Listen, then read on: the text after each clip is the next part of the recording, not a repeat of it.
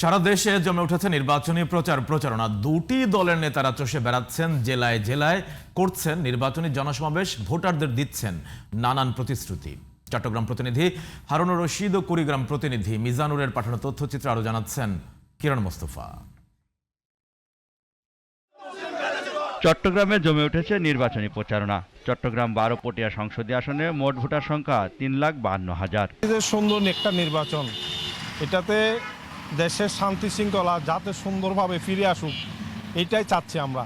ভালো চলতে পারি, ভালো থাকতে পারি, ভালোভাবে চলতে পারি, সুন্দরভাবে চলতে পারি, সেটাই চাই। এখন যিনি ভালো ওনাকে আমরা সাপোর্ট করি এবং ভোট দেব ওনাকে। যাকে আমরা পাবো তাকেই দিব ভোট। ভোটের সুষ্ঠু পরিবেশ থাকলে, নিরাপত্তা থাকলে আমরা ভোট সেন্টারে যাব এবং একই সাথে আমরা পছন্দের প্রার্থীকে ভোট দিয়ে নিব। ভোটদানে ধর্ম বর্ণ নির্বিশেষে সবার সমান অধিকার নিশ্চিত করতে কাজ করছেন চট্টগ্রাম 12 আসনের প্রার্থীরা। আমরা যেখানে ধানের শীষ নিয়ে যাচ্ছি, সর্বস্তরের জনগণ, ধর্ম বর্ণ নির্বিশেষে সাধারণ মানুষ বাড়ি থেকে বেরিয়ে আসছে এবং সবাই আস্থা রাখার জন্য ধানের শীষ প্রতীকের উপর, তারেক রহমানের উপর, যেটা আমি দেখতে পাচ্ছি সাধারণ জনগণ আস্থা রাখছে। আমরা বলতেছি এখানে সংখ্যাগুরু সংখ্যালঘু বলতে বাংলাদেশে কিছুই নেই। এই বিভাজন আগে সৃষ্টি করছে, আগে ফ্যাসিস্ট গভর্নমেন্ট। আমরা বলছি যে এখানে সবাই বাংলাদেশের নাগরিক, সবাই সমান অধিকার ভোগ করবে। এদিকে নির্বাচন ঘিরে ভোট কেন্দ্র ও আশপাশে নিরাপত্তা পর্যাপ্ত থাকবে বলে জানান চট্টগ্রামের রিটার্নিং কর্মকর্তা। প্রত্যেকটা কেন্দ্রে মিনিমাম 10 জন ম্যাজিস্ট্রেট, 10 জন করে ম্যাজিস্ট্রেট ডিউটি পালন করবে।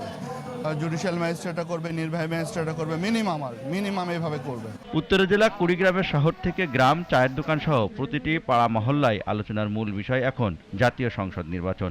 নির্বাচনের চিরাচরিত নিয়মে প্রার্থীরা ব্যস্ত রয়েছেন জনসভায়, ঘুরছেন ভোটারদের দ্বারে দ্বারে, দিচ্ছেন উন্নয়নের নানান প্রতিশ্রুতি। এই যে নদী আছে, এই নদীটাকে শাসনের মাধ্যমে আমাদের ভাগ্যের পরিবর্তনে, নদী হবে আমাদের ভাগ্যের পরিবর্তনে অন্যতম মাধ্যম, যোগাযোগের একটা মাধ্যম। শতভাগ সম্ভব হয় নাই, যেটা অবশ্যই উন্নয়ন আছে। ইনশাল্লাহ আগামীতে নির্বাচিত হলে আমি এটা সম্পন্ন করব। 12 ফেব্রুয়ারি সারাদিন দাঁড়িপাল্লায় ভোট দিন। দীর্ঘ অপেক্ষার নির্বাচনের পর জয়ী জনপ্রতিনিধি হবে বন্ধুসুলভ, অবদান রাখবে দেশ জাতির উন্নয়নে, এমনটাই প্রত্যাশা ভোটারদের।